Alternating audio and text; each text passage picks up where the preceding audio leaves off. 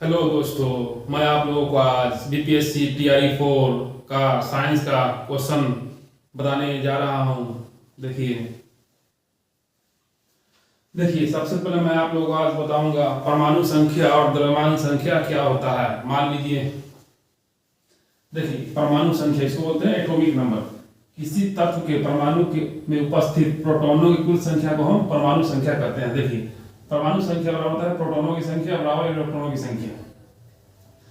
अब होता है द्रव्यमान संख्या। देखिए द्रव्यमान संख्या किसको बोलते हैं? Mass number. किसी तत्व के परमाणु के नाभिक में उपस्थित प्रोटॉनों तथा न्यूट्रॉनों की संख्या के योगफल को द्रव्यमान संख्या कहते हैं। देखिए द्रव्यमान संख्या बराबर प्रोटॉनों की संख्या प्लस न्यूट्रॉनों की संख्या होता है।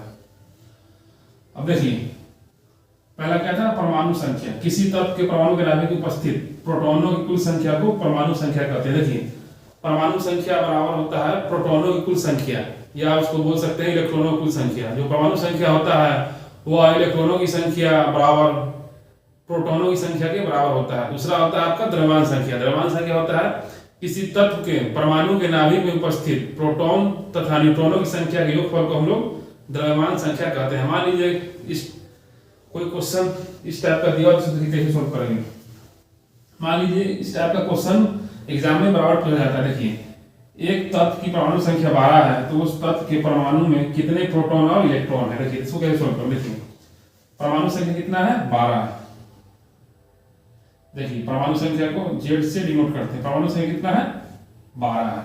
तो उस तत्व के परमाणु में कितने प्रोटॉन, देखिए प्रोटॉन और इलेक्ट्रॉन की संख्या ज्ञात करना है। देखिए तो परमाणु संख्या का क्या क्या डिफिनेशन होता है? किसी तत्व के परमाणु के नाभिक में उपस्थित प्रोटॉनों की संख्या को हम परमाणु संख्या कहते हैं। देखिए परमाणु संख्या कितना है? 12 है। तो प्रोटॉन कितना हो जाएगा? 12। इलेक्ट्रॉन की संख्या कितना हो जाएगा? ये भी 12 हो जाएगा। इस तरह से कोई क्वेश्चन दिया रहेगा तो उसको हम सॉल्व कर सकते हैं।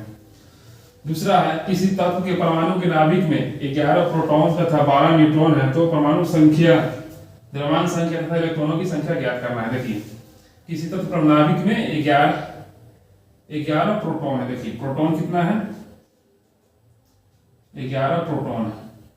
न्यूट्रॉन कितना है? 12 न्यूट्रॉन है। तो हमको निकालना है परमाणु संख्या।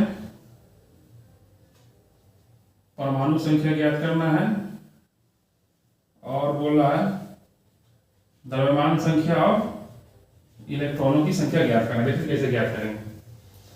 देखिए इलेक्ट्रॉनों की संख्या क्या होता है? जो प्रोटॉन की संख्या होता है वो इलेक्ट्रॉन की संख्या होता है। तो इलेक्ट्रॉन की संख्या कितना हो जाएगा? इलेक्ट्रॉन की संख्या हो जाएगा आपका 11। अब देखिए निकालना है आपको परमाणु संख्या।